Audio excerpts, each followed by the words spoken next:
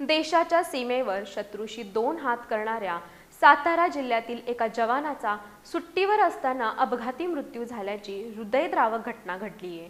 सातारा तालुक्यातील परळी विभागातील दरे पोस्ट आरे इथं रहिवासी असलेले भारतीय सैन्य दलातील जवान प्रमोद जाधव यांचं निधन झालं।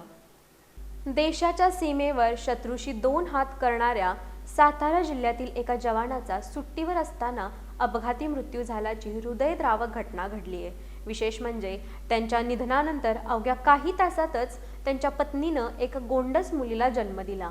नियतीच्या या क्रूर खेळामुळे संपूर्ण महाराष्ट्र हळहळतंय।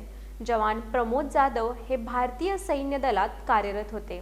त्यांच्या पत्नीची प्रसूती होणार असल्यानं लेकीच्या स्वागतासाठी आणि कुटुंबाला आधार देण्यासाठी ते अवघ्या 8 दिवसापूर्वीच सुट्टीवर गावी आले होते।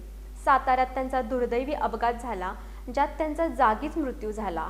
प्रमोद जाधव यांच्या मृत्यूची बातमी समजताच कुटुंबावर दुःखाचा डोंगर कोसळला। मात्र या धक्क्यातून कुटुंब सावरत असतानाच काही तासानंतर त्यांच्या पत्नीनं कन्या रत्नाला जन्म दिला। वडिलांचं छत्र हरवलेल्या या चिमुकलीचं तोंड पाहण्यापूर्वीच प्रमोद जाधव यांच्यावर काळानं घाव घातला। घरात पाळणा हलण्यापूर्वीच अंत्ययात्रेची तयारी करण्याची वेळ आल्यानं परिसरातून तीव्र दुःख व्यक्त होतंय। प्रमोद जाधव यांच्या पश्चात त्यांचे वडील, पत्नी आणि नुकतीच जन्माला आलेली मुलगी असा परिवार आहे। एकीकडे घरी लक्ष्मी आली म्हणून आनंद साजरा करण्याची वेळ असताना दुसरीकडे घरातील कर्ता पुरुष गेल्यानं दरे गावावर शोककळा पसरली आहे।